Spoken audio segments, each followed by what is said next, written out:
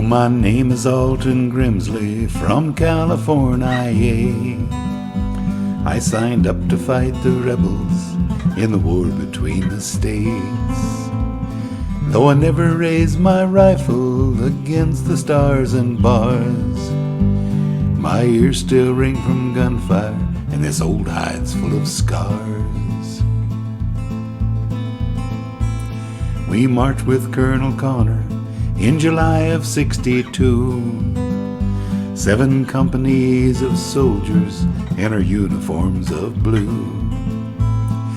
Eastward, ever eastward, till we reached the Lake of Brine, for the Indians there were raiding and would answer for their crimes.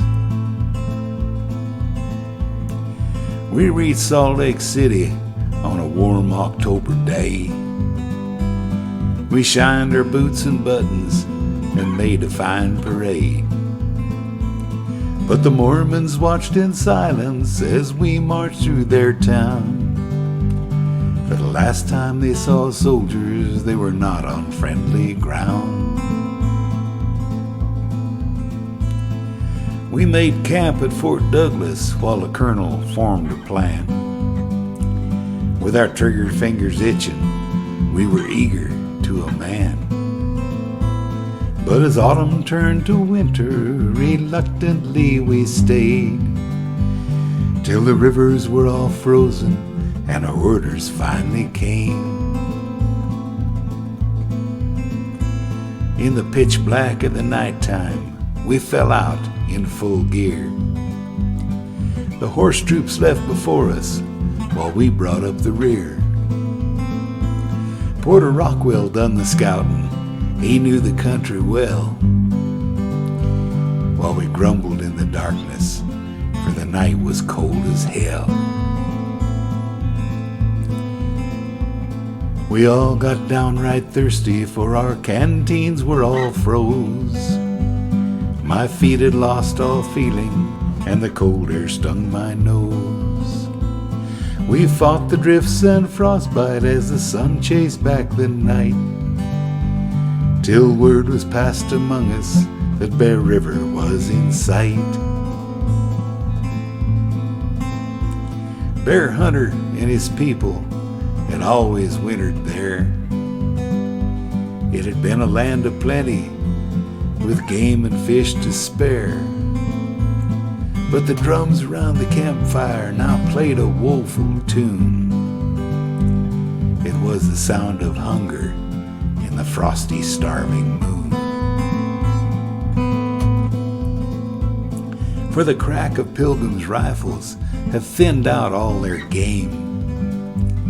The squeaking wheels of wagons could be heard every day. The wagons brought more settlers with their axes and their plows. They called the red man brother, but built walls to keep him out. The white men dammed the creek up that once were full of trout, dug ditches on the hillsides and spread it on dry ground. In the meadows full of camas bulbs, their hogs were free to run, spread their cattle on the ranges and guarded them with guns. So the chiefs went to the city and complained to Brigham Young.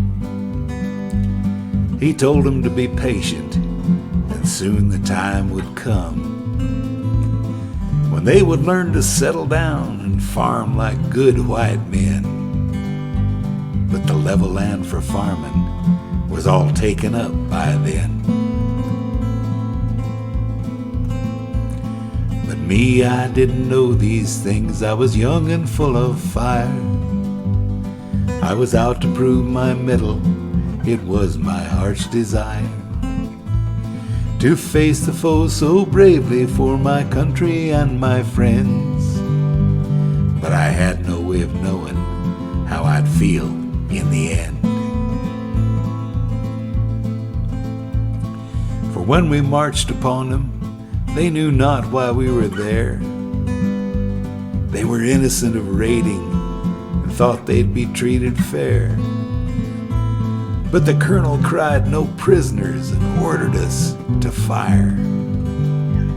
A few fled to the forest, but 300 of them died. Our Springfield muskets took their toll on the women and the aged. But Bear Hunter and his people, they were not the ones who raided. The old men and the children died, in the snow their blood was frozen, so the country could be opened up and settled by God's chosen. It was a hollow victory, to my mind anyhow, but it worked for old Connor, for he's a general now. But me, I'm just a corporal on the docks of Frisco town, where they buy drinks for heroes, and in whiskey I shall drown. So open up that soldier's joy and throw the cork away. There's a burning thirst inside me that never goes away. It only helps me sleep at night, it washes out the dreams of men gone mad with killing lust and the victims' awful screams. Oh, my name is Alton Grimsley, of Indian fighter fame. Keep the liquor flowing while I lie my life away. Don't bury me at Arlington, but out on Murderer's Row, where I deserve no better. Pray the Lord to take my soul. Don't bury me at Arlington, but out on Murderer's Row, where I deserve no better. Pray the Lord to take my soul.